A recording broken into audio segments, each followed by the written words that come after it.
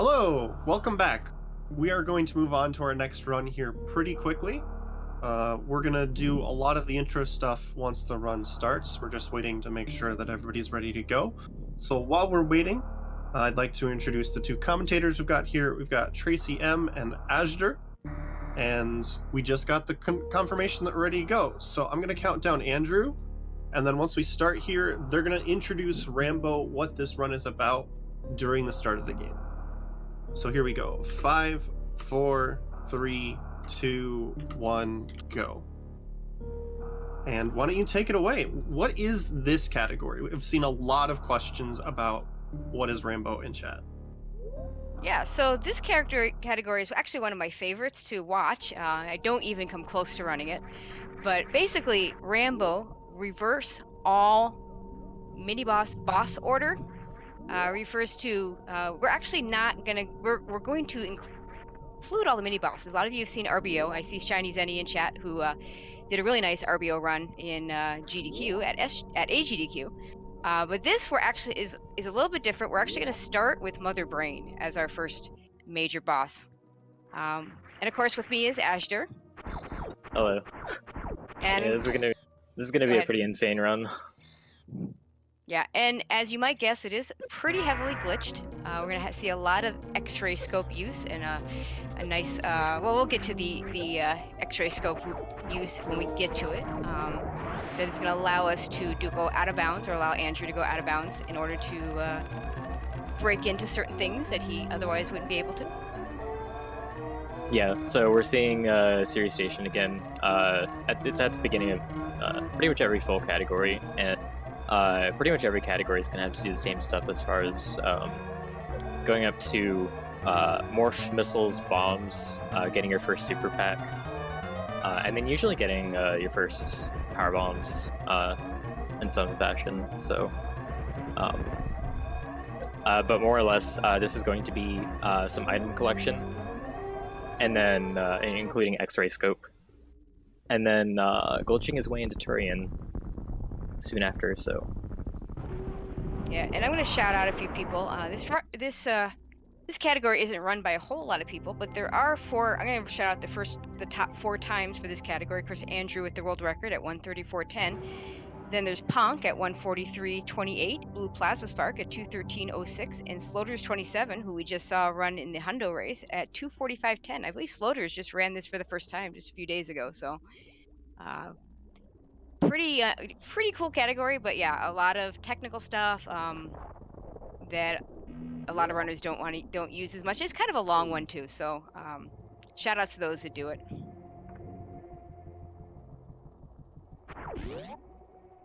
Yep. So I think Andrew starts with Moonwalk on. Yes, he does. Okay, so he's going to be doing Moonfall, saving about 4 seconds down this climb. I believe he actually turns Moonwalk off later. Oh, he didn't get the Moonfall down this shaft. Yeah, there's actually a few tricks that are much easier when you have the Moonwalk on in this category. Yeah, for sure, because using Moonwalk, you can move backwards while you're firing shots, and you move backwards quite slowly, so you can use that to pretty easily set yourself up for some lineups. So it helps in some fashions, but again, as Andrew explained during the 100% run, it can actually really hinder you in some situations if you're not familiar with the movement, and I believe he does actually turn Moonwalk off later in the run, because there is actually a required save and reset later. Yeah, and when Azure says required, I mean the category actually doesn't work without that save and reset. So, and there's actually a couple other places he might choose to save and reset because some glitchy things that can happen based on some of the weird tricks that we do here. Yeah, so there is actually going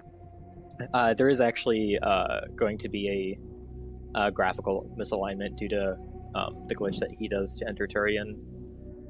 I don't think he's going to save and reset over that. I think he used to, but he's gotten used to playing with the graphical misalignment for the short period of time that he would have it. But yeah, just so far pretty standard stuff that we saw covered in the 100% run, and pretty much every category is going to be doing this stuff. Now, as he goes up the climb, I'm going to mention this. So the first thing he's going to do here, he is going to go get his bombs. He's going to go to bomb Torizo, and some might say, well, isn't that a mini boss? Well, debatable whether you want to call him a mini boss or not. But this category, when it was set up, I don't fully understand the way the flags all work, but there's something about it's not so much getting the bombs, which of course are a very important item here, but the way the flags get reset after there is a way to reset the flags to get Bomb Torizo back, but I believe that messes up some of the ending part with the animals and all that. So we do have to come here and get bombs and kill Bomb Torizo first. Like Yeah, so maybe you can explain that better than I did. Yeah. So this room that he's fighting Bomb Torizo in has actually has 3 different states. One state is for when Bomb Torizo is not dead, and that's the state that it's in right now, of course, where he's fighting him. Second state is where he is dead, so obviously he won't reappear when you enter that room. Third state, which overrides all the other states, is in the escape sequence. So because we do Mother Brain first, or before all of the other bosses and mini bosses later in the run, because we do Mother Brain first, we have that escape state set, and that's going to override every other possible state in that room. So Bomb Torizo cannot exist at the same time that the escape is happening. And once the escape state is set, it's going to be set for the rest of the run. So Bomb Torizo is kind of a special case that we kind of have to ignore in this sense. But the remaining mini bosses are going to be fought in reverse order, interspersed with the main bosses as well, in what's basically the intended order. So after killing Mother Brain, he's going to go kill Ridley, and then he's going to go kill Gold Torizo, and then Draygon, and then Botwoon, which the interesting part about that is that normally you have to fight Botwoon because it is directly blocking the path to Draygon. So there's a way around that that's going to be interesting to see later. And then after after Botwoon is, I believe, Phantoon? Yes. Phantoon. And then after that is Crocomire, which you would fight to get grapple in a first playthrough, to use grapple to get direct ship. And then after Crocomire is Kraid. Yep. And then Spore Spawn. I think that's right. Yeah, that sounds right to me. The Botwoon fight, I won't spoil the whole thing, but if you haven't seen a run of this kind, the Botwoon fight is probably my favorite, is the way that one works. So we'll see that when we get to it, but it's really fun. You'll get a nice surprise on that one. All right, so Andrew's grabbing the reserve tank here, and none of the other items in the back. That reserve tank is extremely important for the hell runs that he's going to do, and by hell runs, that's the term that we generally use in the community to refer to the going through heated areas with that Various suit. So in that 100% run we saw before, they both killed Kraid and picked up the Various suit behind him, and Various suit protects you from heat damage.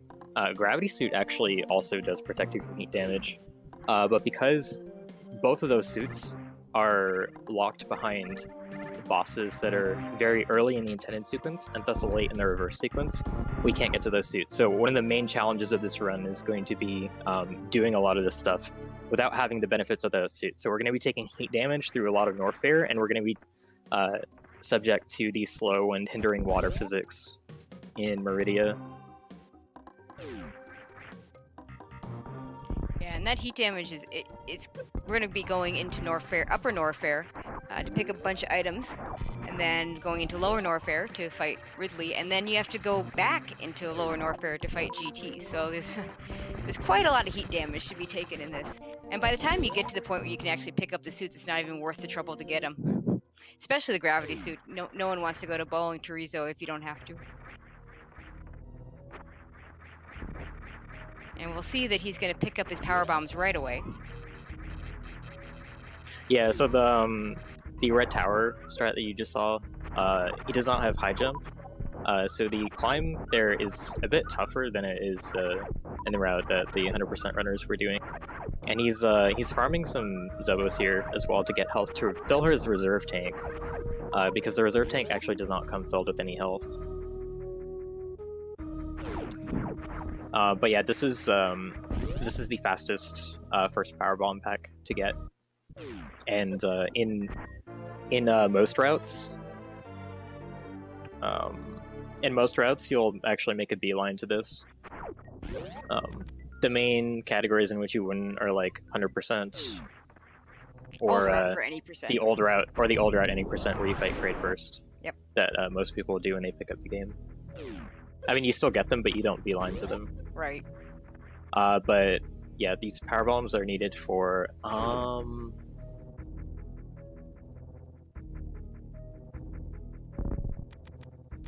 mean, I suppose you could. I think he wants to get X-ray right away, so we're gonna see some really cool X-ray strats here. right, X-ray. Okay.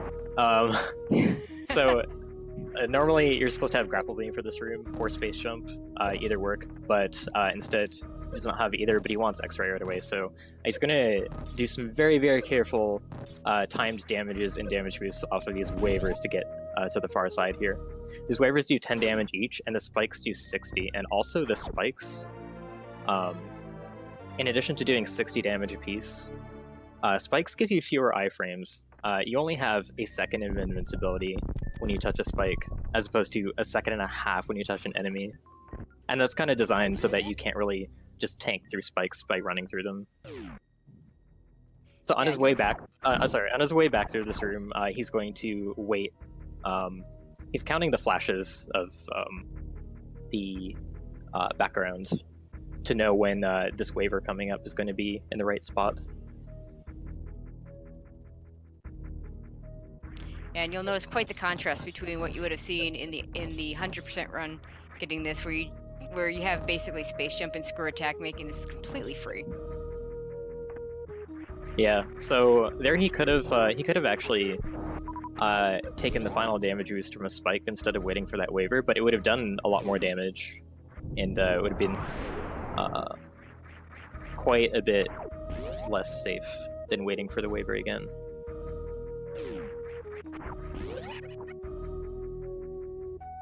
And he wouldn't have the health to do some of the proper strategies through these rooms either. And here he is going to pick up the Spazer Beam. That'll make his Mother Brain fight easier when he gets to it.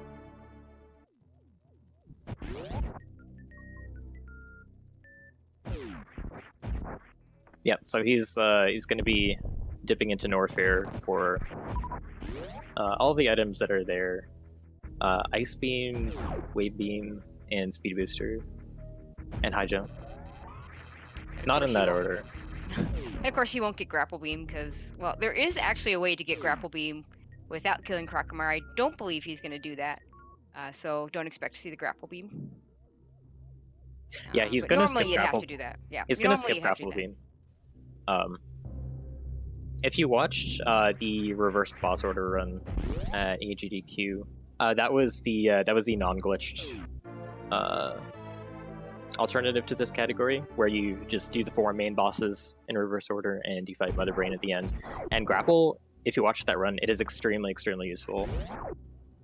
It makes farming health and supers in the room before Ridley much faster, much easier.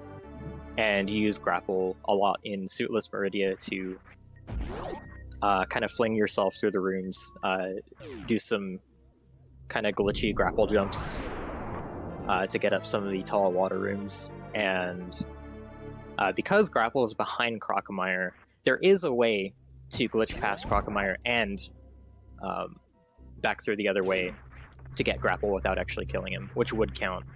But that is significantly slower, so he's actually just going to avoid it entirely. So he's going to have to make do without even Grapple. Okay, so now we're in our first heated run. Kind of a difficult one. 2 tanks, 1 reserve. He's going to get most of the way through, and usually you'll have to pop that reserve tank somewhere in this Rising Tide room. This is the worst of the rooms, by far, in my opinion. Yeah, so the reason he's manually using his reserve here is because if he were to let it go off automatically, the heat damage is still accruing while his reserve is filling up. So he's actually going to lose 25% of his reserve tank just from sitting there and watching it refill. So it's much better to refill it in the menu manually. He has 89 left, which is it's quite good, and it's quite lenient for getting up to these farm bugs. These bugs called gamuts in the speed booster, the pre-speed booster room. Pretty lenient amount of time to get to these bugs to refill his health some more.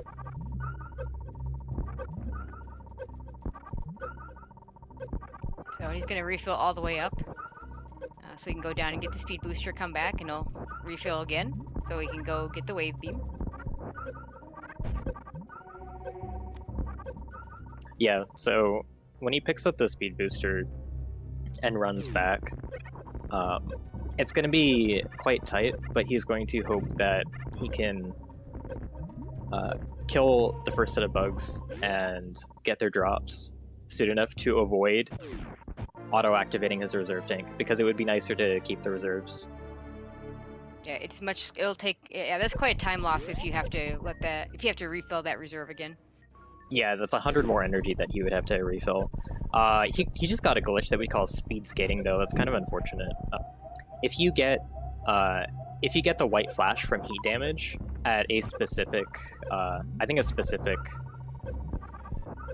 frame of Samus's run animation, then it glitches out your speed booster echo effect and pretty much deactivates it. You're still running at full speed, but you no longer have the echo effect. And depending on the method that you kill these bugs with, it can mess that up. It can mess up some other things. Like if you were trying to run through speed booster blocks, you would not be able to break them in that state. But fortunately, he does manage to get back to the bugs without draining his reserve.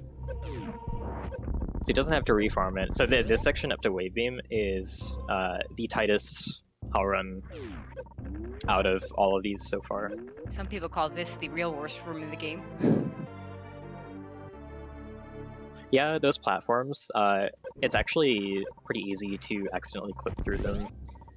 If you do a turnaround as you're landing on, the turnaround is one of Samus's uninterruptible states, and because the platforms actually count as enemies, that can result in you moving straight through them. You know, so he went ahead and used his reserve right there because he can use the whole thing while he's not taking heat damage in that one room where the wave beam was at.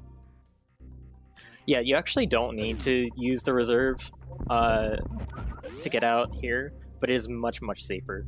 So he's got 74 energy, whereas he would have had 49 or so otherwise, and even like one little mistake could have lowered that amount by a lot.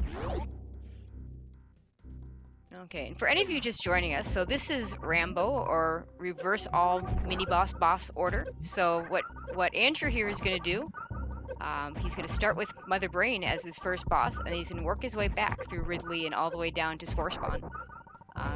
It's not a category run by a lot of people, and it's a heavily glitched category, but it's a really fun one to watch. This amount of health, 2 energy tanks and 1 reserve, is actually pretty standard for the early game heat runs. For the reverse boss order routes that most people do, which is the double Norfair visit. So it's not an uncommon sight to see this amount of health in this area. So I believe he was trying to get his health back up so that he can make the trip over to Ice Beam and back.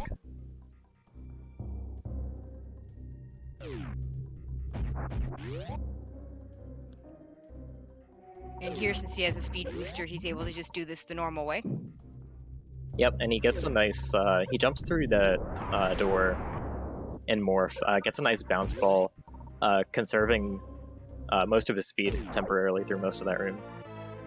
Without Spring Ball, you basically, you're able to still get 1 bounce. You don't have quite as much control over it, but you do get 1 bounce that conserves your momentum, and then after that, you're kind of on your own. So now he's going to go for a trick called the Ice Escape. And, okay, yeah, so he managed to freeze both of those tripper platforms in good positions to give him enough run space to run so he did a mock ball back through those gates. Mock ball being the trick to conserve your run speed as a ball. And you need basically, like, you need a little bit, you need the space from at least one tripper in addition to the full length of that platform, but 2 makes it much, much easier. So now we're going to do a whole lot of cleanup in Brinstar, because he has no suits, he's going to need 6 E-tanks in order to survive the Mother Brain Rainbow Beam. So he's going to pick up a bunch of E-tanks, he's going to pick up a bunch of ammo. The ammo will be used later for crystal flashes when he heads back to Norfair. Very important to be able to crystal flash down there. Pretty much the way you survive if you're taking heat damage of the kind you're going to take there. There's only a handful of rooms down in Lower Norfair that aren't heat damage. Pretty much the save room, the energy refill room, and the fire fleas area, and that's about it. Everything else is heat damage. Yeah, and if you guys aren't familiar with the Crystal Flash, I'm sure there are a lot of people watching right now who aren't super familiar with Super Metroid run. But Crystal Flash is an intended technique in the game. It's a pretty hidden technique. But it allows you to consume ammo in exchange for refilling all your health. The conditions are you have to be at 50 health or less, nothing in your reserve tanks, and you have to have at least 10 of each ammo, and you have to have an 11th power bomb at the very least to lay a power bomb. So what you do to initiate it is you lay a power bomb, and you hold L and R, shoot and down, all at the same time. And that activates the Crystal Flash, which heals 1800 of your energy, which is almost always enough to heal you to full, but it's used to survive. It's used to survive heat runs throughout Lower Norfair. Upper Norfair, which we just saw, basically there are intermittent rooms like Bubble Mountain, which we saw, that is not heated. And there's also pretty good farm spots, but Lower Norfair doesn't pull any punches. It doesn't have any of that, so you need to use Crystal Flashes to get all the way through it, basically. There's like one unheated room I can think of. Fire Flea, and like I said, the save rooms and the refill room. And of course, the one nice thing is they do place the E-tanks in rather convenient spots, since you do have the E-tank at Fire Fleas and you do have the E-tank after the Ridley fight. I'm not sure that an RBO category could exist without that E-tank at Ridley. It definitely could. It definitely could, but you'd have to do more planning, and you definitely have to take more ammo in. Sure. But yeah, so he's going to be just did a damage boost there to get across those boyons, which you're normally supposed to freeze to get the run space for this Shine Spark to carry it all the way here. To get these Criteria Supers. It's the only super missile pack in Criteria. For that damage boost, while carrying the Shine Spark, you actually have to keep holding, I think, you have to keep holding right the whole time, and I believe jump, or else you'll activate the spark in midair during the damage boost, and we don't want that.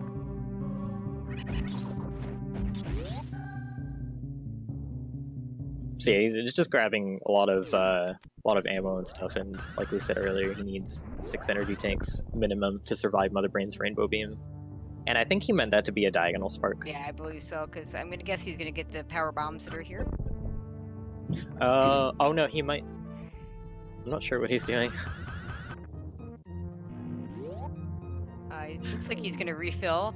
I don't know if he's going to... I don't see any reason to save at this point, but refilling is good. Yeah, he's kind of... save.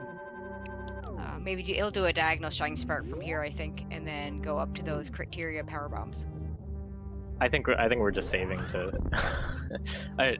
just for the safety aspects. Absolutely. It's a marathon run, so yeah.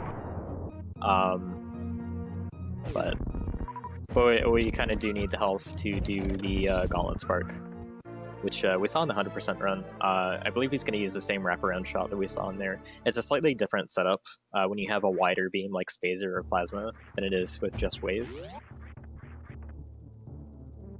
So this wraparound shot, basically, you're hitting the door on the left side of the screen that happens to exist in basically a parallel universe of the room that's kind of right beside, that's kind of to the right of the real room. It gets that very nicely, but It's in my opinion the best. It's my favorite shine spark of the game, so definitely always fun to see. it's pretty neat. The wraparound shot, the reason that it's so precise and requires such a setup is that your shots despawn after 2 frames of being off screen. So you have to position your shot just right so that within one of those 2 frames, it's going to be in contact with the off-screen door, or the off-screen super block in the case of Spore Spawn Skip. The Spore Spawn Skip that you may have seen the 100% run works pretty similarly to that with the camera manipulation. You'll notice that last room not nearly as scary with those crumble blocks since we aren't picking up either missile.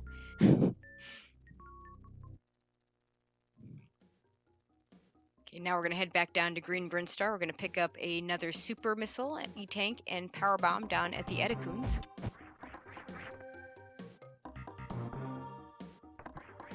So I'm not 100% sure if he's Okay, if he's maybe doing not the that one. I'm not 100% sure if he's doing like a 70 tank route or 60 tank route. He's been doing the 60 tank route in I'm gonna get a attempts 6, recently, yeah. but Skipping those.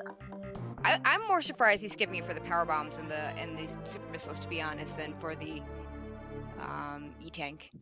I'm pretty sure he's going back for them actually, because the next stop is going to be attempting to break into Tourian, and Right. if we're going back to Tourian, it is back along that path, so we'll pass it on the way back.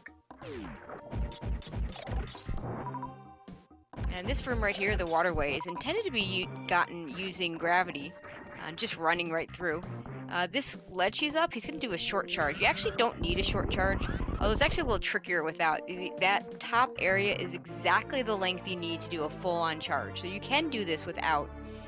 But that's actually actually a little more precise than trying to do a short charge. Yeah, funny how that works. If anyone new is coming in, didn't see the 100% run, short charging with the speed booster lets you activate a shine spark in a shorter distance than was intended, and basically the game only checks for Samus dashing on 4 specific frames of her run animation. And as long as you're holding run on those 4 exact frames, it doesn't matter what other frames you're holding run on, you will get the blue suit, the echoes effect. Your speed booster will activate. So if you do taps to minimize the amount of time outside of those frames that you're holding dash, like basically you want to hold dash for as little as possible while still holding dash during those specific frames, and that will let you get it in a much shorter distance.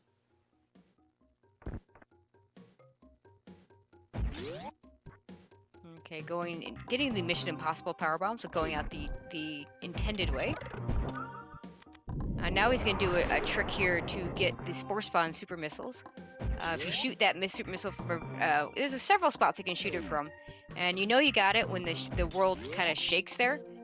So he'll be able to pick up the super pack without fighting Spore Spawn. Of course, we'll see Spore Spawn much later in the run. Yeah, that's actually one trick I was making reference to when talking about the wraparound shots. The reason that it requires a precise setup is the same, because your shot despawns when it's 2 frames off screen. So he jumped a little bit to lay that powerbomb. Oh, never mind. He had this orange door open already, actually, from laying the powerbomb for the wall to Mission Impossible earlier. But if you don't open the door, then you can actually open it here by just laying that powerbomb as high as he did, coming out of Spore Spawn's room. That will also open that orange door. So he's got 6 energy tanks, and there's a 7th one that he can easily grab, going down to where Edacoons are, and there's another powerbomb and super pack down there, so that'll basically round out the amount of items he's going to want to have for the trip to Lower Norfair later. But now that he's done all this, after this, he'll just be going straight to Tourian, and we'll be seeing how we're going to get in there.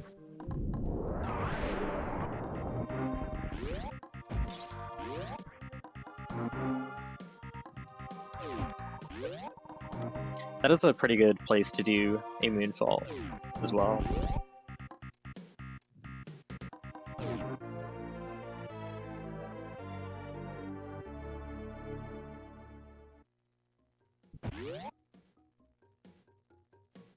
And of course, this room, the troll of many new runners, as you fall right down into more crumble blocks. That room actually is exactly the same as a room in the original Metroid, although ironically that room is actually in Kraid's lair outside of Norfair. And then the developers put a save room in there almost to force you to either reset from the beginning or learn how to wall jump. Yeah, I definitely started over at least one playthrough because of that. I as started over a kid. because the first time I played this.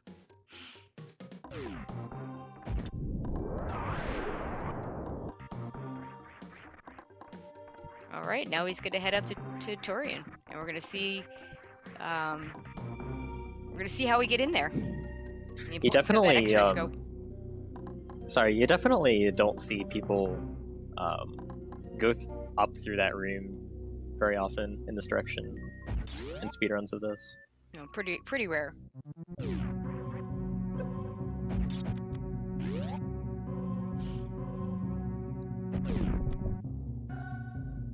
All right, so what he's gonna do is try and activate a shine spark on the same frame that he touches the door transition, and if he does that, he'll be able to spark into the door and get stuck deep inside the door. And from there, once he gets stuck, you'll see he got the right frame when Samus kind of kicks her leg out as she touches the door transition. So she's still in the spinning sprite. Then you know it hasn't worked. And this is what's going to allow him to X-ray climb. Okay, there we go. Okay, so he's going to turn off Morphball for safety. Because if you soft lock, if you accidentally morph at this point. Yeah, definitely. So what he's doing with the X-ray is called he's using a technique called force stand, which basically if you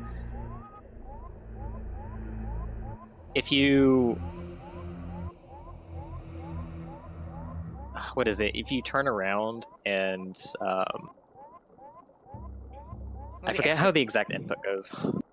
Basically, the main idea here is that the X-ray scope is when he uses it is going to force him up, and this is actually the kind of, it's cool at first, but he's going to do this for 11 rooms worth before it's going to finish up. And so this is quite a long part of this category, and that's what's going to get him down into into Tourian. I think it's if you release X-ray and hit the opposite direction at the same time. It's something like that. My fingers know how to do it, and my brain doesn't. No, I believe that's correct. Basically, he's gonna turn around, hit X-ray, turn around, hit X-ray. All right, so what he's doing, this is a little bit similar to the kind of parallel universe copy of the room I described earlier with the wraparound shot. But he's going to be hitting another copy of actually the elevator transition blocks that exists 11 or 12 screens above. It's 11. It's 11, okay. 11 screens above the original copy of the room.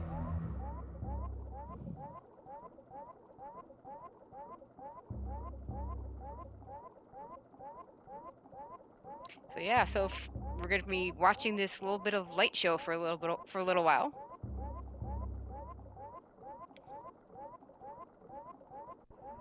Seems to be moving along pretty quickly. So I guess we'll take this moment to reiterate exactly what we're doing here to those of you that maybe just came in, since we have a little bit of time. So the idea of this category, reverse all Miniboss Boss Order, The idea here is we're gonna go do things in reverse. Shiny Zenny also in chat is what we call what the standard RBO, or some people call that actually the reverse G4, since that one does not involve Mother Brain and goes Ridley, Draygon, Fantoon, and Kraid. This one we actually start with Mother Brain and work our way backwards from there, and then we're gonna hit Ridley, Golden Torizo, Draygon, Botwoon, Fantoon, Crocomire, Kraid, and the boss we almost never see. We'll hit at the very end. We're gonna go ahead and do a little Spore Spawn action.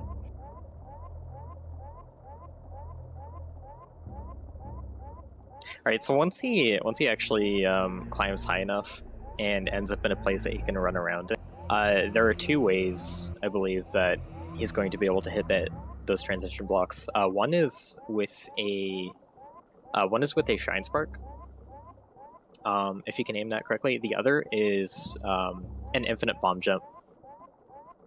And the funny thing about the infinite bomb jump is that since we're way out of bounds, Samus's position is way different from where the camera is. The camera just isn't able to follow her because Super Metroid's camera is programmed not to be able to scroll to screens that the room has designated as not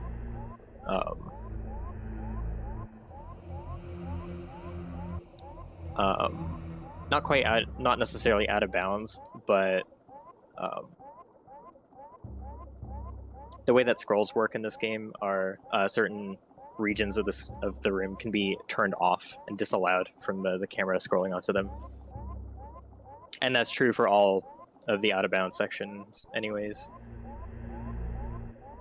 But yeah, so the effect of that is that Samus's bombs and shots are not going to appear on screen because her sprite drawn on screen is actually not synced with where her real position is. So if you do the IBJ method, you cannot actually see any of the bombs. So you kind of have to have a really good rhythm. You have to understand where you're laying your bombs. You can't completely rely on visual cues. And I saw a question in chat about when does time on this end. Yeah, it's just like any normal run. It's gonna end when he hits the ship, and you're gonna see the way that works when we get to it.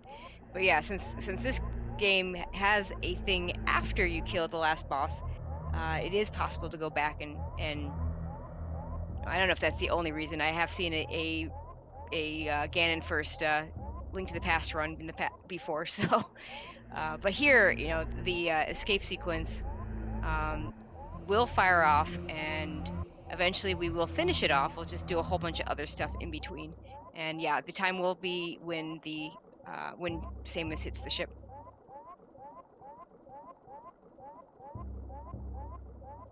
And I noticed Andrew counting in chat. I think I saw the number 8. Yeah, so I think this is mostly complete. There's just a couple more screens to go.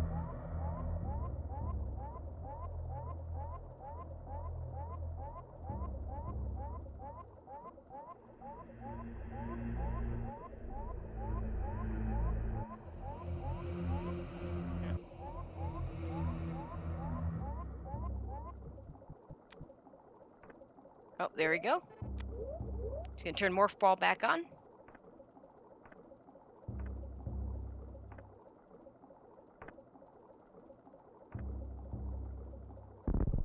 Okay, so he's gonna go for the IBJ method. And once he gets this, This is you're gonna actually see something you'll never see before, which is really kind of cool, I think. yeah.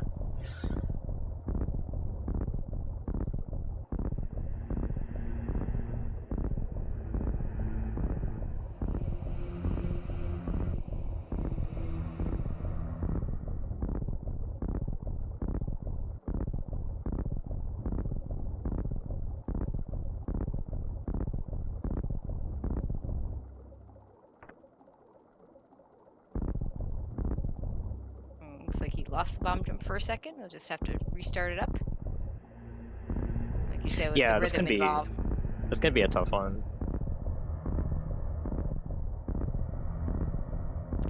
infinite bomb jumps definitely take a bit of rhythm, and not having that extra visual cue doesn't help.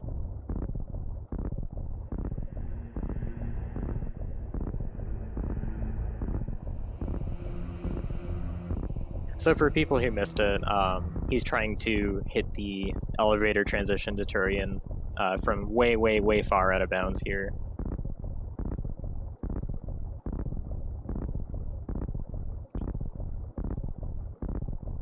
The IBJ itself is not for 11 screens. No, it's not 11 screens anymore. No, that was just the X-ray climb.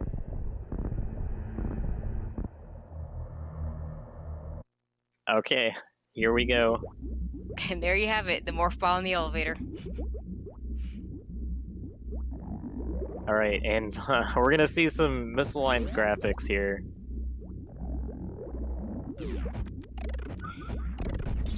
And the reason the graphics are misaligned is because the game never expects you to hit transition blocks, whether it be door transition blocks or elevator transition blocks. You're never supposed to touch them when they're not flush against an edge of the screen. So if they're not flush against an edge of the screen, then the graphics for a lot of things are just drawn incorrectly. They're drawn with a kind of offset relative to how far away the transition was from the screen when you hit, or from the edge of the screen when you hit it, and it mostly affects more so objects rather than regular tiles. Like you see, these doors are just completely misaligned. The graphic of the door in the original spot does not update past the first frame once you enter the room. But the graphics in the misaligned location will update properly. So he's going to do the baby skip here, and he's going to have to shoot out the seaweed to the left here. And it is not going to update properly because of the shot blocks. The shot blocks are not drawing air in the correct spots. So it can be kind of weird to see if you actually shot out, i.e. the correct blocks or not. The baby skip still saves time here. You'll note he still has to hit the refill, because of course he'll need all those energy tanks to survive the rainbow beam of Mother Brain, since he doesn't have Various Suit.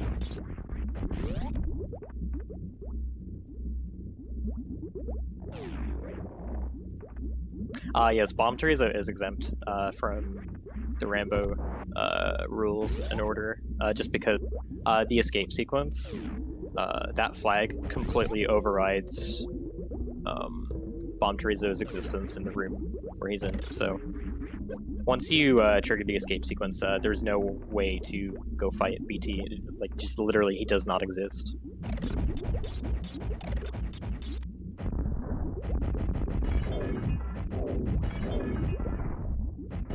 Ooh. I think that was 2 supers hitting the edge of the glass there. You don't really want to see that. You need 6 ballistic projectiles to open the front of the glass, and then at that point, the missiles that directly hit the brain will deal damage. In addition, you need 18 total projectiles to strike to advance past this phase. That's to break the glass completely, but if you're trying to break the glass, generally you want to do it with missiles. You don't want to shoot supers directly at the glass. That's wasteful. Yeah, there's no added damage using supers until the glass is broken. Luckily in this category, and of course 100% earlier, we have a bit of excess ammo, so some mistakes can be made. Yeah. But in the optimal any percent, and especially in low percent, just coming up after this, you really cannot miss a single shot on that phase. This will be 60 shots with the beam combo, the Charge Ice Wave Spazer.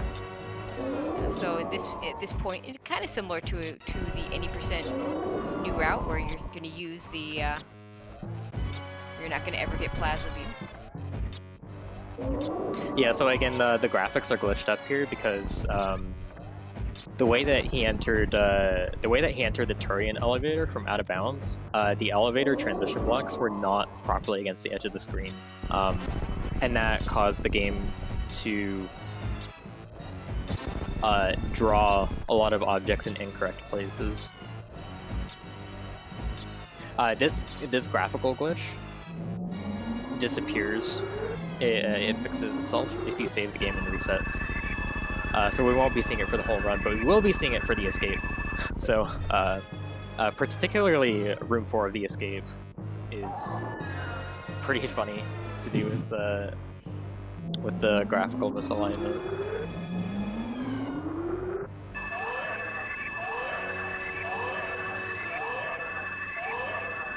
I saw that.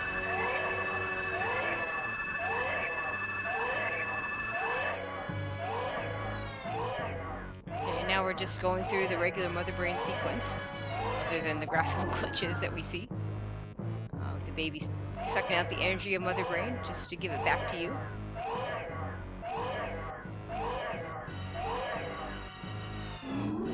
This beam combo, really no point in doing any kind of stand-up glitch that you might have saw in the previous run. Yeah, so this beam combo, with Spazer instead of Plasma, you're doing a third of the damage that you would be with Plasma. So it's far less effective. You'd be saving probably about 4 seconds doing the stand-up glitch here.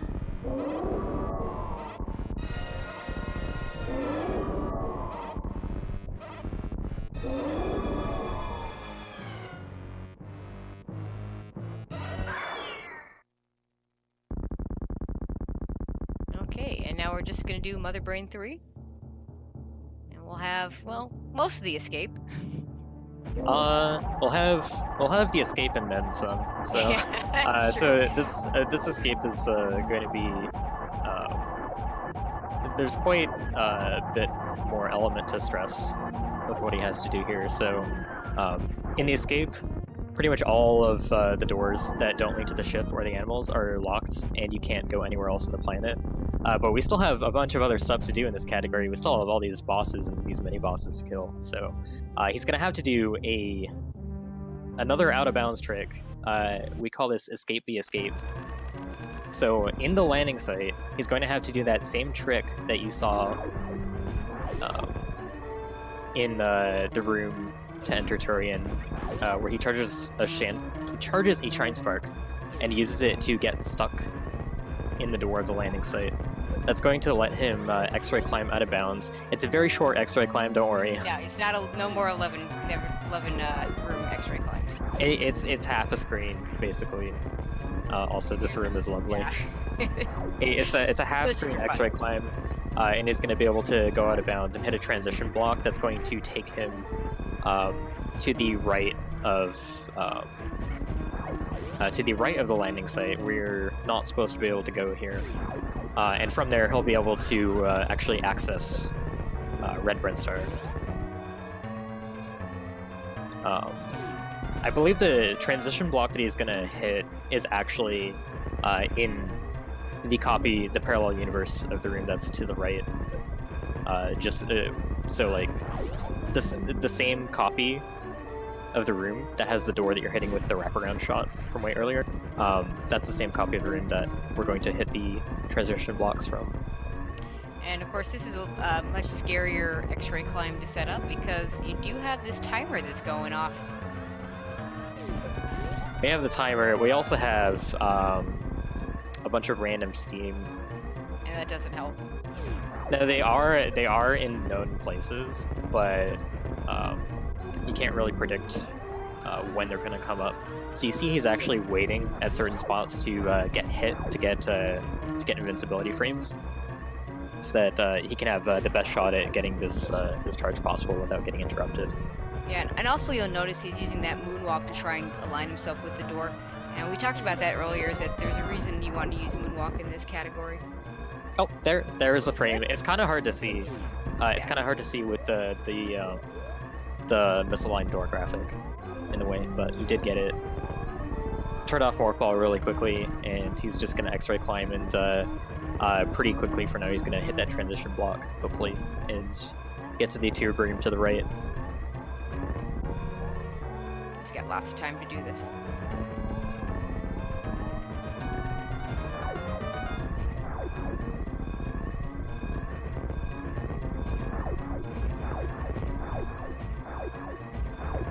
Yeah, he's actually firing hyper beam shots directly downwards, so he can kind of see where he is. So hopefully he can get this. I think.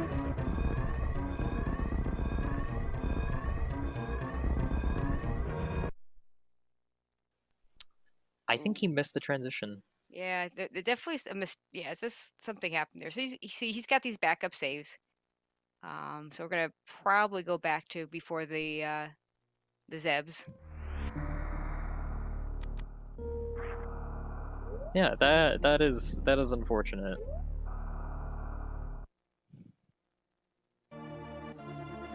So I guess now we'll get to see it without the glitchy rooms. Yeah, not the easiest of tricks. No, not at all. This part of the run's pretty stressful. But yeah, that transition block is very close vertically to where you are. It's pretty much on the same level as the door that you enter the landing site too. So, if he does it correctly, you should be able to see the transition happen very quickly.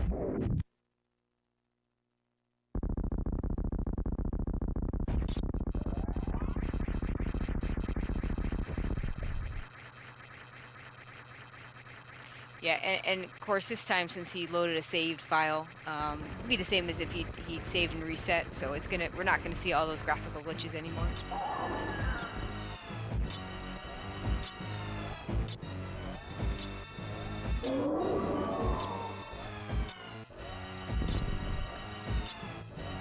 So that might make it a little bit easier for him.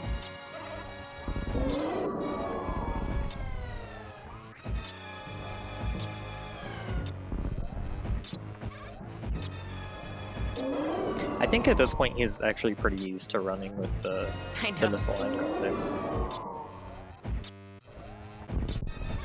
I think a while ago in his PB attempts, he would save and reset in Tourian to fix the graphics, but he definitely doesn't do that anymore. So would the glitches have persisted?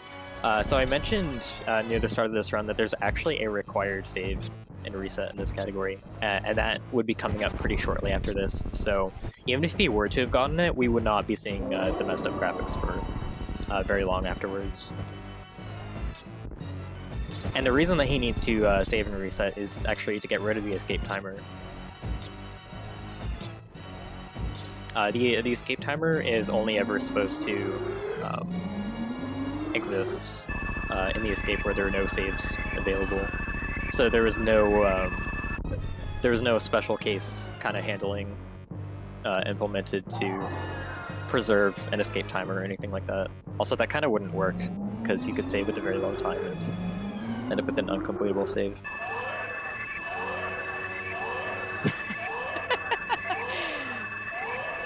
And showing up the happy birthday crown on the Baby Metroid there. Nice.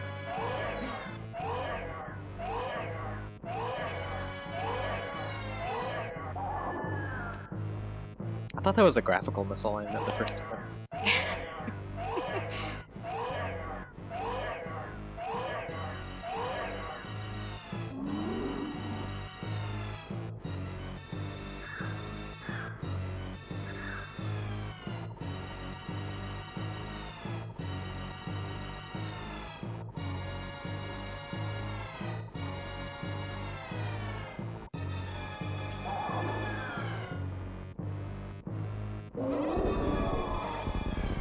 As we wait for the baby to save us one last time.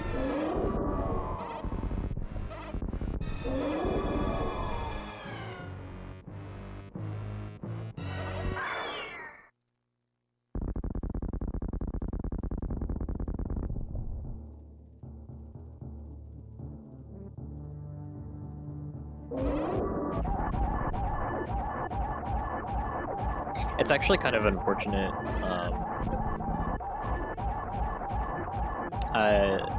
These particular mishaps here with the escape, they cost the most time out of pretty much any mistake you can make in the run, just because of the nature of having to do this fight all over again.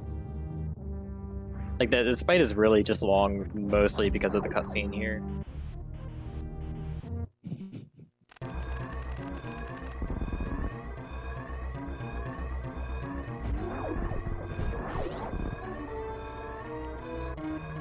Now we're going to see a slightly less glitchy, or a completely unglitchy escape.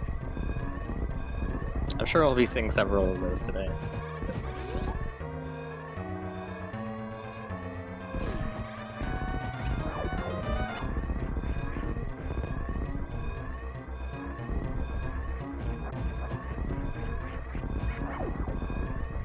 Oh, something pretty interesting happens with the Hyper Beam. So, Hyper Beam does not carry through a save and reset. But what Hyper Beam does when you obtain it is it sets your equipped beam flags to have charge, wave, and plasma on, and it sets ice and spacer to off. And your equipped beams and items have completely separate flags from your obtained beams and items. So whether an item is turned on or off is actually handled completely independently of whether you have that item in your inventory. So when he reloads, basically he's going to have plasma equipped without actually having plasma. Yeah, it's actually kind of similar to what happens. I believe it's, you correct me if I'm wrong, kind of similar to the GT code that you're going to see later on, where you don't see X-ray and grapple, but they're there. No, actually not really. It's no, it is different because they literally are not there. Like he'll have plasma equipped, but plasma will not be available in the menu to select. Gotcha. The only way to turn it off would be by equipping Spacer. And Which he won't do. Yeah, he won't do. You don't want to do that. Plasma's a lot better. The way that the Ridley fight goes in this category, we really want plasma. Okay, so yep, he's got it this time. There we go. And he's gonna need a little bit of luck here. He's going to have to kill one of these sizers to drop a power bomb. They have, I forget if it's a 40% or a 60% drop rate. It's pretty high. It's one and of he those. gets one. What some people actually do is they'll actually go ahead and open that door ahead of time, so you don't have to worry about the RNG of the drop rate. Oh yeah, that is a strategy. And of course, But that yeah, takes up a there's little more time. But yeah, he's gonna save and reset here to shut off the escape timer. Now this just gets rid of the timer. Also, when you use a save station, as soon as the save station starts flashing, your save file is written, so you can just reset immediately. That is not true for the ship. The ship works weirdly. I don't think the ship save even actually registers until you've exited the ship. So don't do that on the ship. But if you're saving at a normal save station, you can just reset as soon as you hit yes, pretty much. Okay, so now we're gonna head over to Ridley. Yeah, and I will point out that that escape flag is still set. It does not become unset for the rest of the run, but it only affects a very small handful of rooms. It only affects the rooms that you're supposed to be able to access in the escape. So the rest of the planet is not going to be exploding.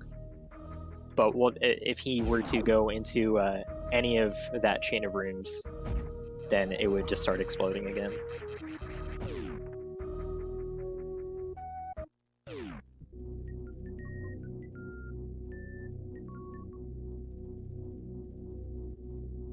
Yes, he can no longer enter the ship, or it will take off and end the game. And in fact, if you would go, and as you said, if you go back into any of the rooms in the escape, the timer will start up, even though you won't actually see it. No, the timer doesn't start up. It doesn't start up. No. Mother Brain is killing Mother Brain is what activates the timer. It is completely tied to killing her. And actually, I guess funnily enough, this isn't completely related to the run, but Mother Brain does have a boss flag, but I don't think there's anything that uses it. If you were to re-enter Tourian, Mother Brain would still be there again, and you could fight her again. And here he's just gonna farm up some power bombs so he has plenty for crystal flashing. Yep, and then he's going to he's gonna save once he's done that, and then he's going to farm up his missiles and super missiles also for crystal flashing purposes. He's gonna do that on the gamuts over here. These gamuts drop. Oh, he might go back and save after farming up here. But yeah, these drop missiles and supers at a decent rate. They drop power bombs at a very low rate, which is not why he's not relying on them for power bombs. But after this, he's going to be making his way to Lower Norfair, and he's going to have to do an extremely, extremely tight lava dive with no suits and very, very little. Okay, he's not saving before this. I didn't see V saved earlier, but well, we have mandatory saves in this category, anyways. So yeah, I suspect okay. he'll have a backup save if he feels like he needs it. And But here's gonna do it. Yeah, this is an interesting little trick we'll see as he turns. He's gonna get a shine spark here out of the room. Very tight short charge there before the refill. Very, very tight short charge. That one's pretty tough. So he turned off Speed Booster there, and if you ran for the 100% run, he mentioned at a couple of points during commentary that for whatever reason, if you have Speed Booster on, the game slows you down in lava. What it actually does is it completely removes your ability to run, and that affects the momentum of the bounce ball that he did here. If he had Speed Booster on, that bounce ball to get through that lava that quickly would not work. Okay, and one thing to note is he is taking damage all the way down the elevator, even though you don't actually see it. Yeah, so the nice thing about the reserve tank here is that, and the damage accruing here, is that once you hit the bottom of the elevator, all of the damage hits you at once. So the reserve actually, like, some damage actually gets lost, so to speak. How do I explain this? So basically, I think you take about 130 damage going down that elevator, but if you have less than 130 when you go down the elevator, you'll just go straight to 0. The excess won't be taken from your reserve, so you can avoid some of that damage. It's kind of a buffer. And what you saw there, the green gate glitch, so you can get this screw attack. It's going to make this part of the run much, much easier. Also allows him to access a energy refill here. The green gate glitch, basically, maybe you could explain this better than I can. The super missile going, if you hit it in the right spot, it just goes a little bit fast enough to be able to go through and hit that gate from the other side. You see this a lot in randomizer. Yeah, for the gate glitches that are right next to the button, it's not a question of the speed of the projectile really, but you're actually firing it, originating it from the wrong side of the gate. And I think it's usually frame perfect, but if you do it with a running start, there are some setups that can give you 2 frames for it. I'm not entirely sure on this, but I think it's the last frame before you lose speed by bonking the gate. And you also notice when he gets the energy, the way, and this is a typical way of getting out of that room for RBOs, is you don't have space jump, and I guess you could do an infinite bomb jump, but that'd be really, really slow. The better way to do it is with the combination of speed booster, high jump, and screw attack. You can do a nice little wall jump from the energy refill room to get up there. Yeah, and he is shine sparking through pillars, even though he does have screw attack. And even though the Shine Spark does drain your energy, it is still less of an energy drain to... ooh. That is... I'm not sure if an early Crystal Flash is enough to save him at this point. No, okay, so that Namahe fireball was the end here. Yeah, he was You having a really little bit of can't. trouble with. You can't afford Yeah, those wall jumps. You can't afford to mess those up. There's very specific spots in any of these categories where you go to the reverse boss order and have no suit that you want to do those crystal flashes.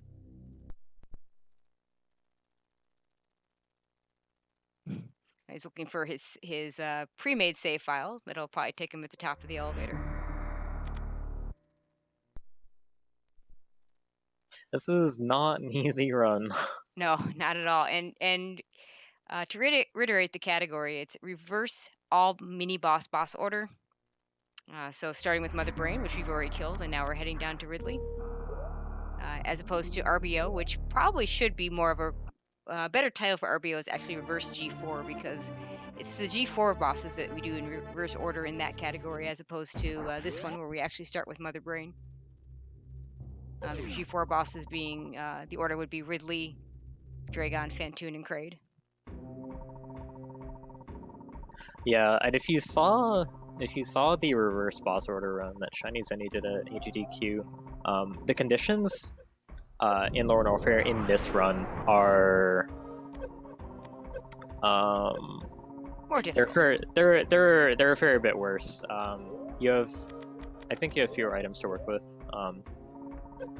The optimal route for this actually even skips Screw Attack, which is about a 90-second time save, but it's extremely, extremely dangerous.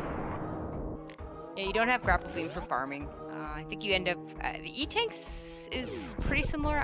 The ammo, I think, is pretty similar.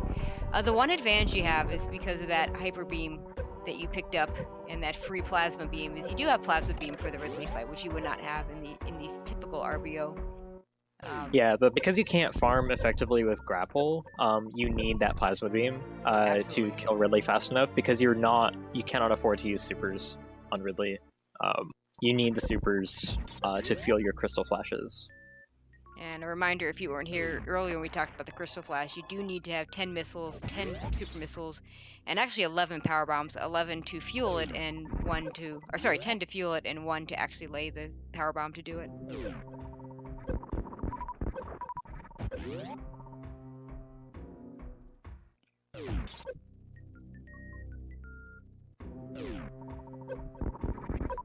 You can do Green Gate glitches while falling. There are a lot of runners that prefer to do it that way.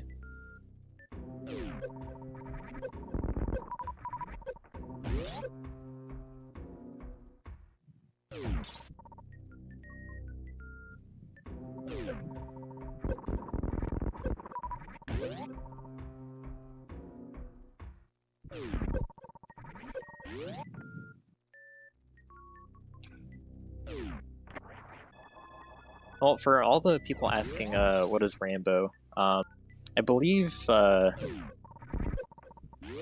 Google shows 53.1 million results. No, I'm just kidding. I'm sure it's something like that.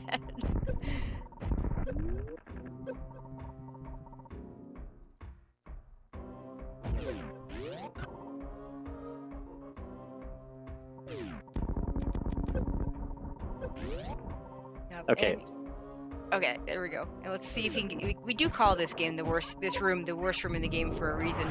It's not really so bad in the Hundo run that we saw earlier. We have Space Jump, Screw Attack, and suits that stop you from taking damage all the time. But here it's a much tougher situation since you do have to do that little wall jump. It's not a bad wall jump, but like we saw before, if you miss it the first time, plus with that heat timer going off, so to speak, it does make it more difficult. And now he's going to try and get to that. Ideally, he gets to this Fire Fleet E-Tank over here before he pops his reserves. And again, this is one of those rooms that we talked about that is the one non-save, non-refill room where we don't take heat damage. So we are so concerned with conserving our ammo in this run. In a lot of cases, what you'll do when you come to this energy tank here is you'll shoot that Fune with a super, or you'll powerbomb it to kill it. The Fune is the eyeless space in the wall. But we're so concerned about our ammo counts here that he actually just bombs over it instead. You need kind of a diagonal to your bomb jump to be able to get over it on the way into it. Yeah, that's a really little known thing. It was I was pretty surprised when I saw it for the first time. But yeah, so 5 power bombs from those fire fleas are going to help a lot. Again, he doesn't have grapple to get drops super easily. So what he's actually going to do in the coming rooms is, once he gets past the wasteland here, and he goes to Metal Pirates, he's actually going to farm Metal Pirates a few times to get better health and supers. To buy him a little bit more time to try and get more power bombs from the next room, and basically this is all going to end up with him crystal flashing right before entering Ridley room, and then just immediately going in and killing him with plasma. Oh, I guess never mind. I guess with the safety route, with the extra E-tank that he has that he would normally pick up, he has enough resources to ignore the Metal Pirates. I've been watching him do attempts of the optimal route, and that is what he does. Farms those Metal Pirates, but I guess he's not doing that here.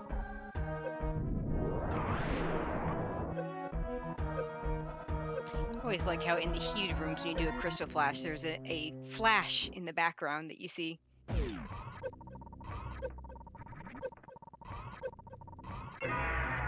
And 20 shots for Ridley here. Yep, absolutely does not want to get hit. You take 4 times the normal damage without either of the suits. Normally Various Suit. Various Suit reduces all damage by half, and Gravity reduces all damage to 25%. Gravity completely supersedes Varia. They don't stack. If you have Gravity alone, it'll just do all of that for you. But yeah, no, because we have the full beam combo here from the beam equipment bits that the Hyper Beam set, X Factor is not really needed. And I didn't expect him to do this, but he did a very safe strat, where he got Ridley to explode immediately. So if you heard his commentary during the Hundo run, there are 2 ways that Ridley can Ridley can die once he reaches 0. One is to grab you, and the other is to attempt to grab you 10 times. Some people refer to those 10 attempts at the grab as death swoops. But there is a counter for them, and if you're above Ridley and you're not in spin jump, you can actually run out that counter from 10 to 0 instantly.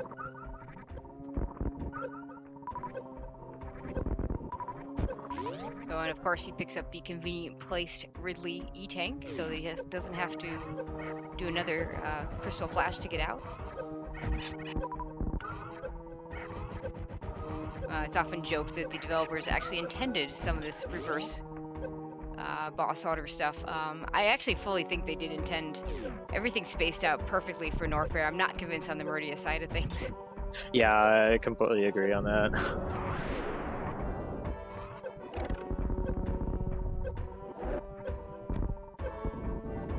And a very nice speedball out.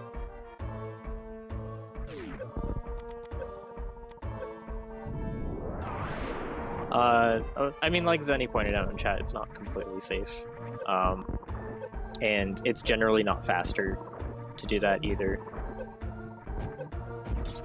And it can be tough because you have to be higher than Ridley for that to work.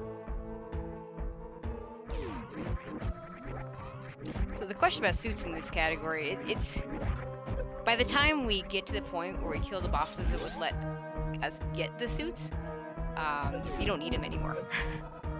So the times, I mean, Varia wouldn't take that long to pick up, but imagine going all the way up to the top of wreck ship to go down to what we like to call bowling Torizo to get the gravity suit at that point, when all you have to do is kill the first bosses of the game, so the last bosses of the game, it's just not worth the time.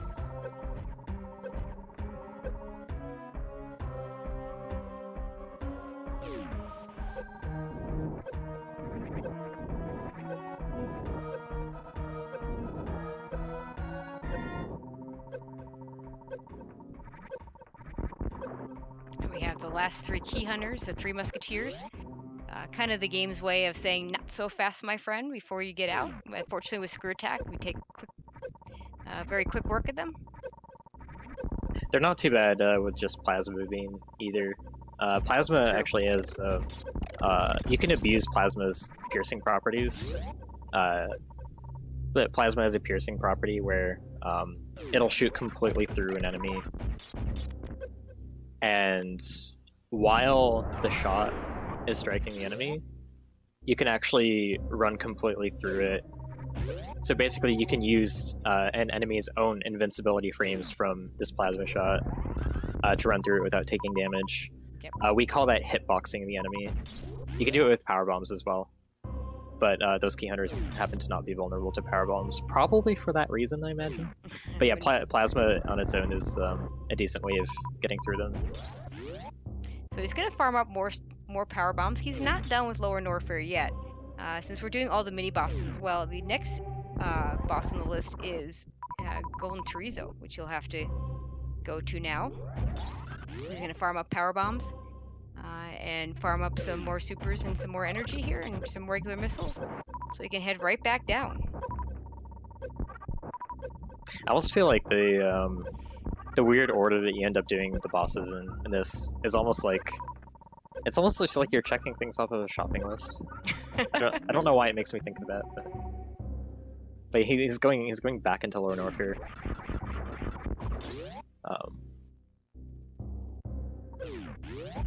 I think I just probably thought of that because of how inefficient my family is in their shopping.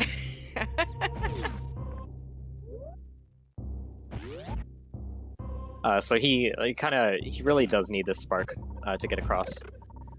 In Reverse Golden 4, without major glitches, you would have grapple here, and you could use that as a backup. It'd be slower. It would cost you a bit more health, but it is an option. But he needs the spark here. He's not going to be able to survive the trip across the room. Yeah, otherwise, the spikes that you'd have to jump off of, not going to work when you're also taking heat damage. Oh, he got blue there. He saw blue, which meant that if he had pressed down just a little bit earlier, he would have gotten that Shrine Spark charge. And there he gets it. Grapple is faster? Okay. Now, if anyone would know, it'd be Zenny. Yeah. So I'll take his word for it. I could have sworn the Shrine Spark was... Maybe it's faster for Zenny because he's just that good at it. If that's true, I'm actually not sure why anyone goes for that spark.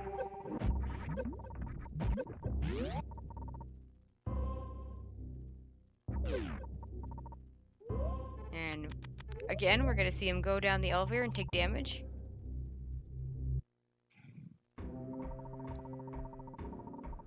And he's already setting up. I'm not sure where you actually do this Crystal Flash. It'd be nice if you could coordinate it with the actual power bomb you have to lay here. I'm not sure if that's what. Looks like that is kind of. No, he's gonna do it right here before he goes through.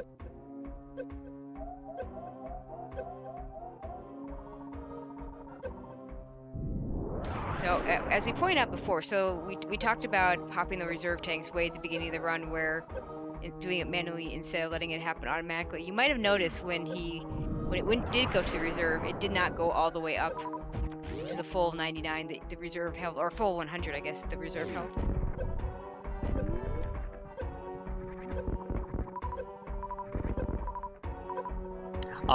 Why did he leave Lower Norfair? That's a good question. To get back to where Golden Torizo is, from where Ridley is, you would have to go through Amphitheater backwards, which is the room with all the rising acid. And if you enter Amphitheater from the other door, the room is already full of acid. And you do not have anywhere near enough energy to survive that trip through. Well, and of course you don't have the movement ability. Since you don't have gravity suit, you can't even move through it in any sort of way to get through it all the way. So yeah, it's better just leave Lower Norfair and come back.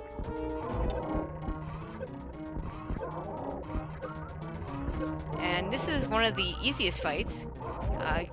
he's in this nice little optimal spot here, where if you just sit there, none of those attacks will hurt him, and he can just continue to fire that plasma charge ice wave up at Golden Torizo.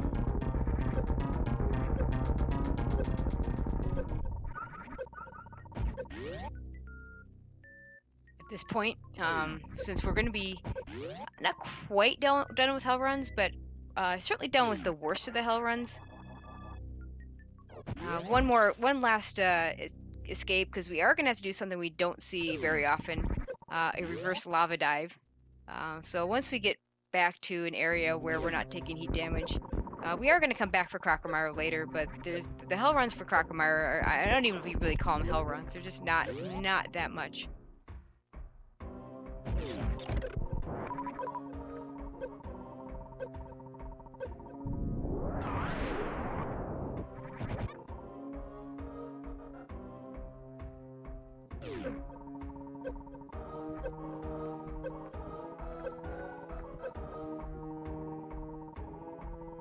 So this reverse lava dive is not a very commonly seen thing.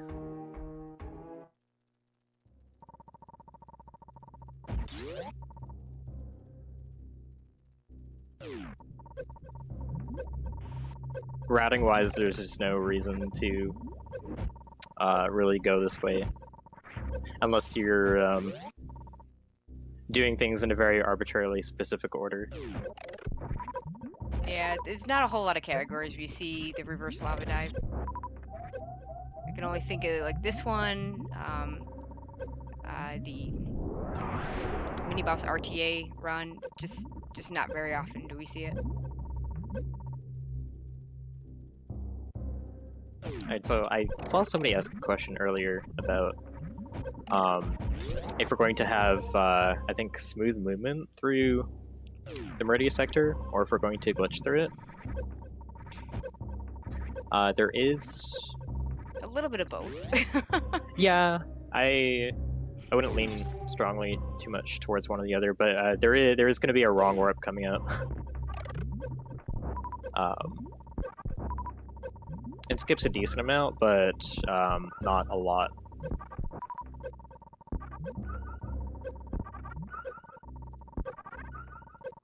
And it is the fastest way to get to Draygon without killing Botwoon. There is actually another way that can be done technically without going out of bounds, but it's a lot slower.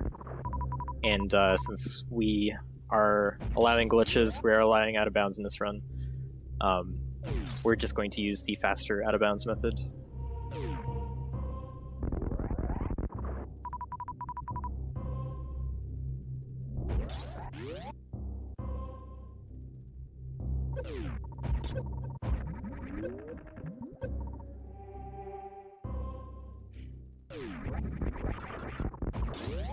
Right, and this is one of the parts that maybe you understand a little bit better. I believe there's something about going this route that allows him to do this next trick, the wrong warp, that's going to allow him to skip Botwoon. There's something about this going this way instead of going the normal way that you would expect, going back through the Frog Speedway and then back up. Yeah, I don't have a full understanding of how it works, but visiting the room before Crocomire sets up some memory values that will make this wrong warp work the way that he wants it to. He also wants around 100 health, specifically because there's a Shine Spark that he's going to do out of bounds that needs to last a specific amount of time. So when you do a Shine Spark, it automatically stops when you hit 29 energy, so that you don't die doing a Shine Spark.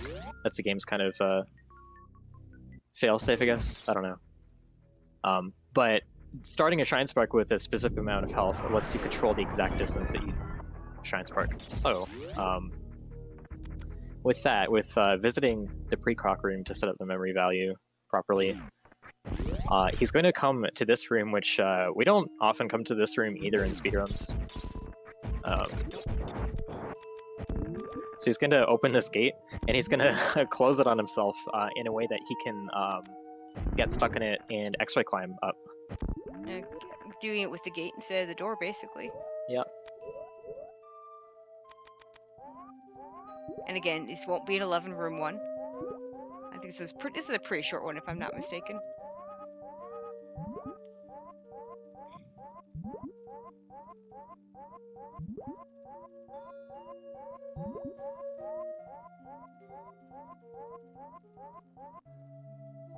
So once he's out of bounds, the Shrine Spark that he's going to do with his specific amount of health is going to land on the top right of a transition block. And again, he's shooting downwards just to figure out where he is.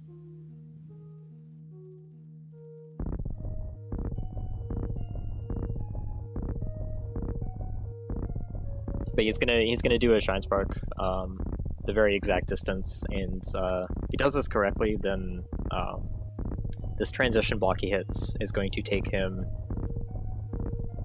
I honestly don't remember where it takes him.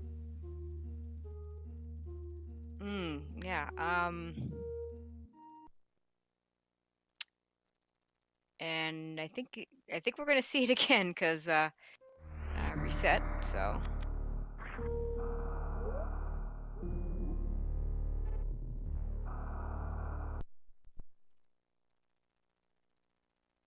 So there was obviously a mistake in there.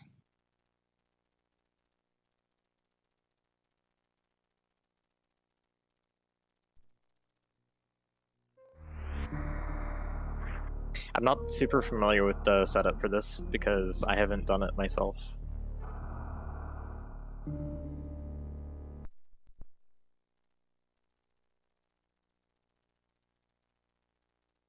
But yeah, he has backup saves. Don't worry, we're all good. Just hope he finds the right one. The one he's looking for is where he's killed Golden Torizo. Yeah, absolutely. Oh, I think he needs it to be at this save so that he can visit this room to set up the memory values correctly.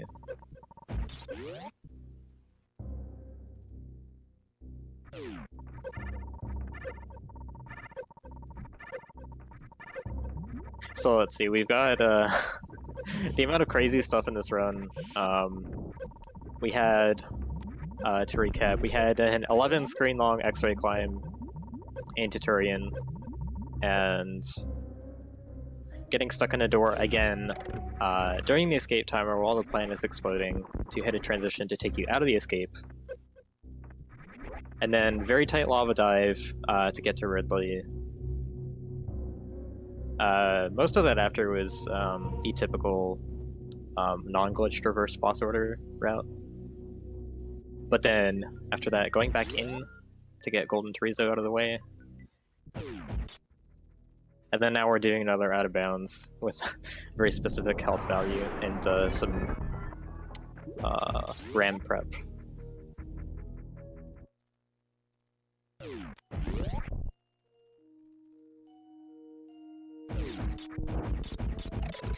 It doesn't have to be exactly 100, but it's ballpark.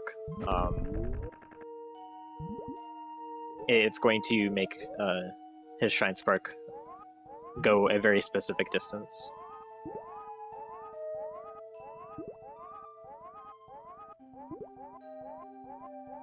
Honestly, like there are a million things that can go wrong out of bounds.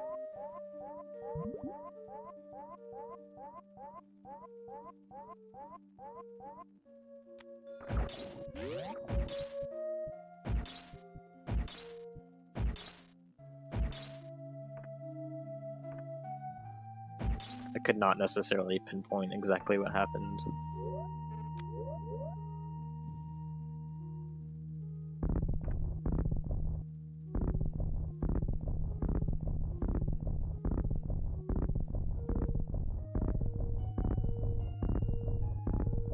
So one way that you can actually tell that he's out of bounds here is that the blinker on the minimap on his current tile is not flashing, and it has not moved off of the tile that he was on.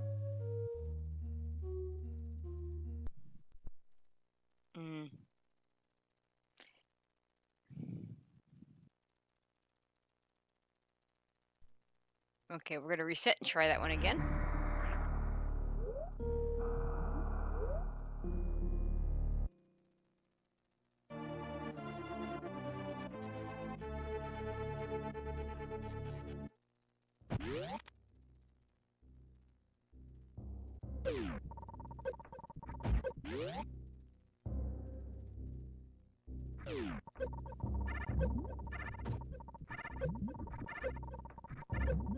Always a little weird to watch players damage themselves down on purpose like that.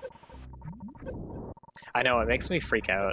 It makes me think that, because normally in a heat run, you're trying very hard to not get hit by anything. When you don't Right. have suits, everything does so much extra damage.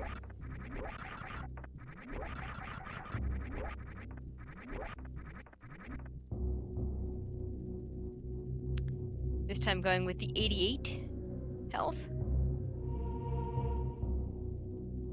The rest of the bosses in this category are really not going to take too much longer, honestly.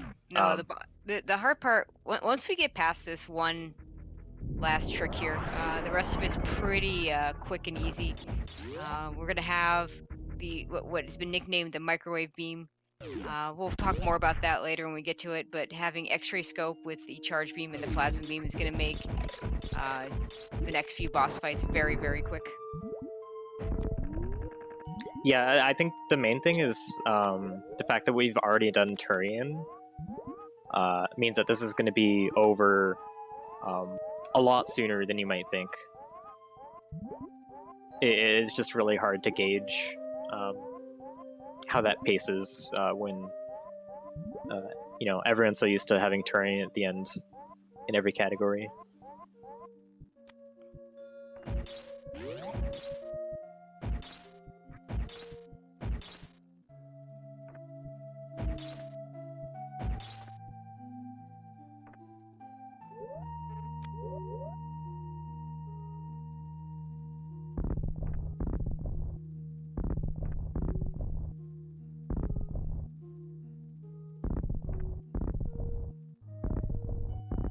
And when I said in every category, I was making a very pointed implication.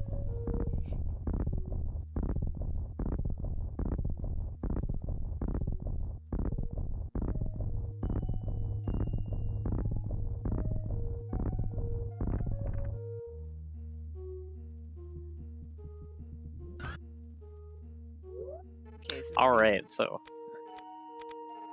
he's adjusting his health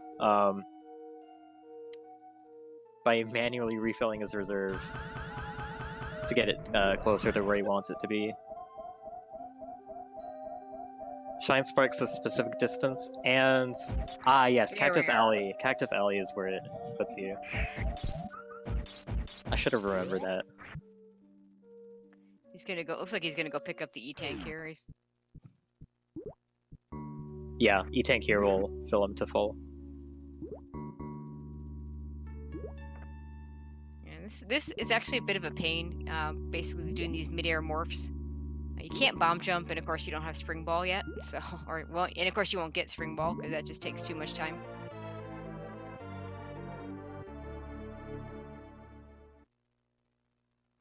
Yeah, you have a fairly big window to time the jump and mid or morph here with gravity because your movement is so slow, but it's still tight. Like the main issue is that you're gonna hit your head on the ceiling really fast because you're jumping and trying to mid or morph in a space that's as tall as Samus is. So, not having grapple here either, this makes this a little bit more difficult as well. He's going to have to ice climb these Metroids. Plasma, unfortunately, with its... Yeah, you gotta be careful with that plasma beam. You can accidentally double hit these guys and destroy them. Yeah, you can double hit. Freeze them. I think he does account for that double hit normally. Knows that the one underneath is going to die, but ooh. And let's also keep in mind that you don't want to turn that plasma beam off because I believe you'd have to turn on the spacer beam to do that, and then that's rip plasma. So Yeah, he would not be able to get it back because he doesn't actually have plasma.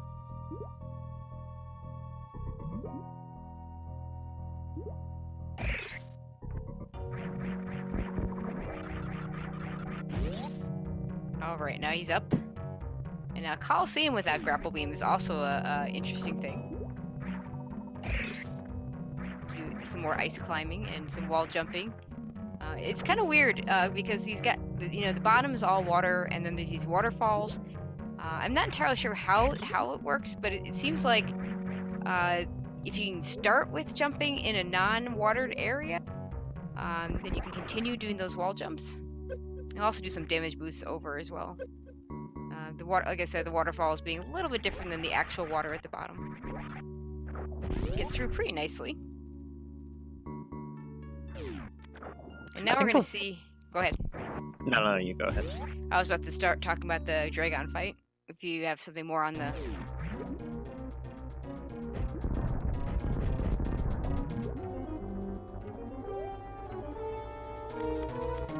Sorry, I spaced out. What was that you said?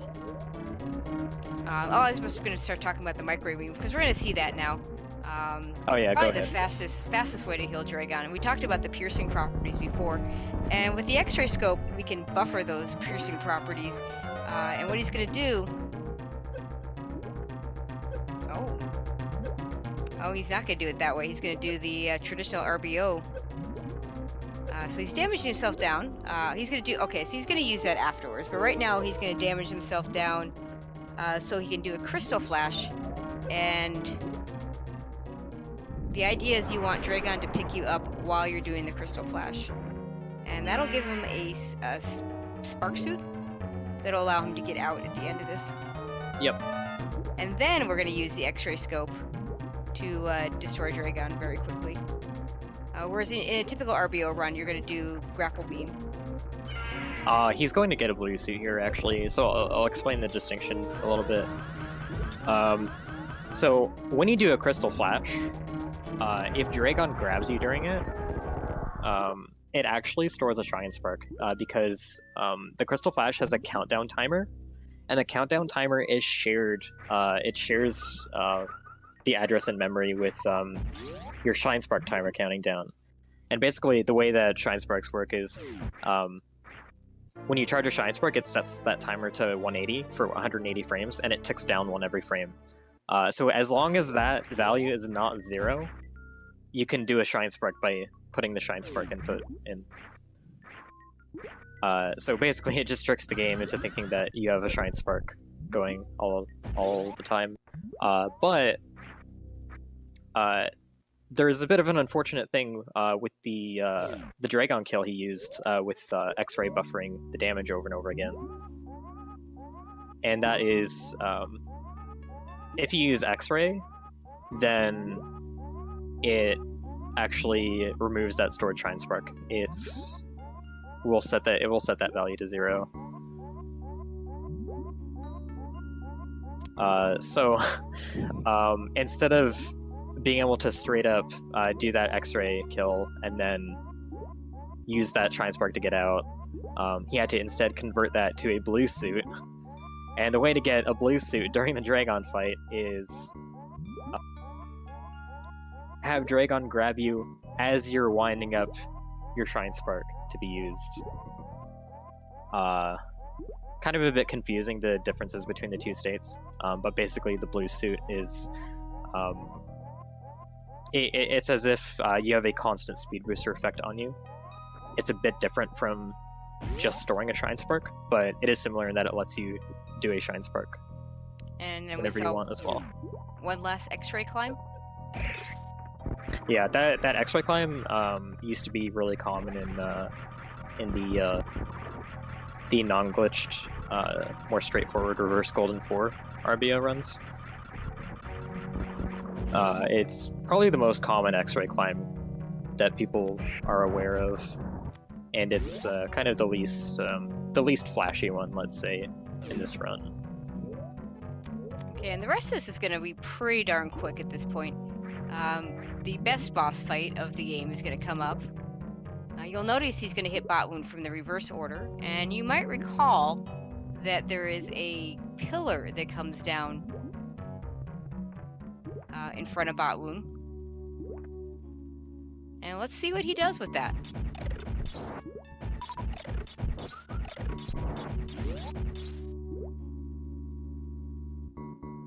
And make sure you don't blink here because you'll miss it.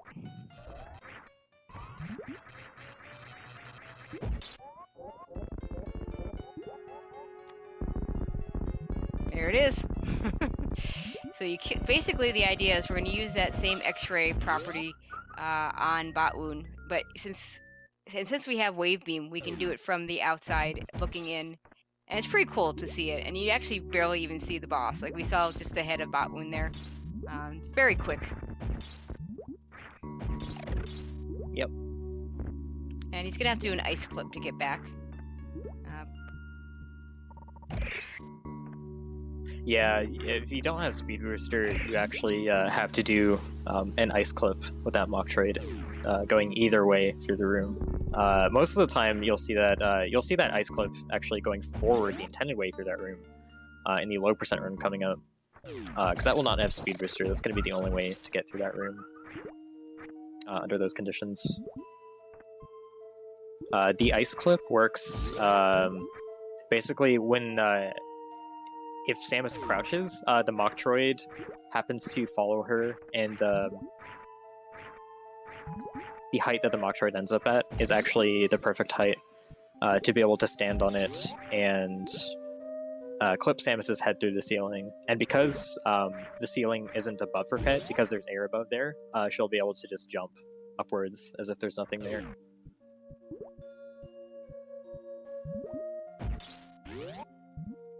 Okay, since we don't have anything really good to get out of the Mount Everest room, we're just gonna head down, go up Red Tower to do the rest of this, to get to Phantoon.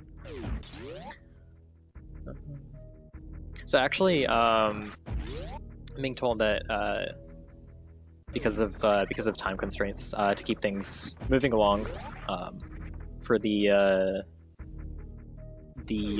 scheduled runs coming up, we're just going to be showing off this war spawn fight. So the rest of the bosses that would normally have to be done in this,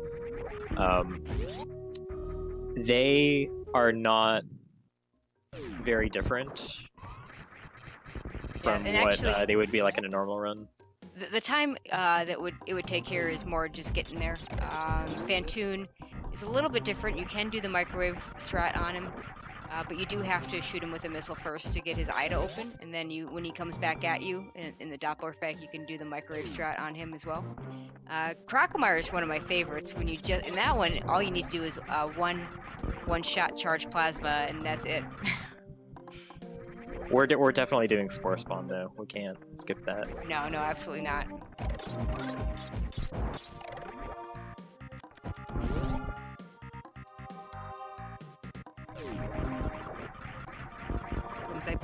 I won't say this is the only time we'll see Spore Spawn, because we are doing there is going to be a double anti-bingo match coming up, and that occasionally requires a Spore Spawn fight, but we can't say for sure, since I'm sure we won't see those bingo cards until the match is about to start.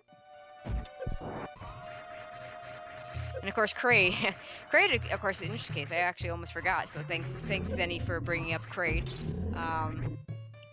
You actually have to be a little careful with the full beam combo on Kraid. If you I want to say it's if you hit him with a missile and then do the charge beam, or is it just if you just hit him with the full charge beam? That's when you get the zombie Kraid effect, where he doesn't die, he stands up and he doesn't actually die. The zombie Kraid effect happens if you bring him from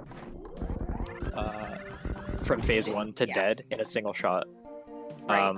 So if you haven't activated him to stand up yet, and your shot kills him, instead of actually killing him, he'll be at 0 HP, but he'll rise up into second phase, and he will never open his mouth. Yeah, and it's a soft block. I think like I heard someone say that him opening his mouth has something to do with color math of his eyes or something, and because his palate is different when he's at 0 HP, that actually is what causes him to not open his mouth. It's something really janky like that.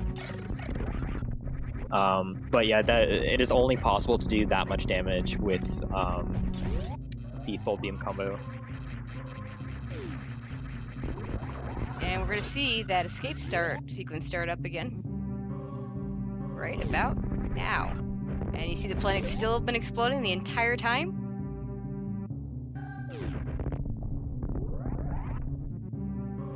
And there it is. So we did the yeah, we did most of the run. GG to Andrew to finishing that out. Yeah, it's a very tough category. Very tough category. I think probably the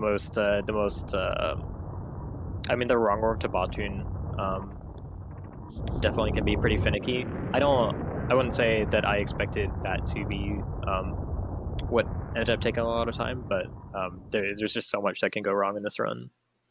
Oh, absolutely. And then of course having to reset on the escape is also a thing, but that happens a lot. I mean, that's a very hard trick to get on first try, especially when you're trying to do it with the glitched screen that we had. Very good run by Andrew. Like I said, GG to him. And yeah, so his Twitch is Andrew W for 2 W's. Those of you who would like to shoot him a follow. Yeah. Thanks to Andrew once more. It's a little bit of a shame we didn't get to finish showing it off, but most of the hardest stuff, it seems like, got showed off there. Oh, absolutely. The rest of it is pretty much a boss rush. And with that, we're going to go to a break here. Get ready for our next run, which is going to be low percent with Kip, and we're going to be trading out one of our commentators for Just Defend. So we'll be back in a little bit with the next game. Thanks for tuning in. Yeah, thank you all.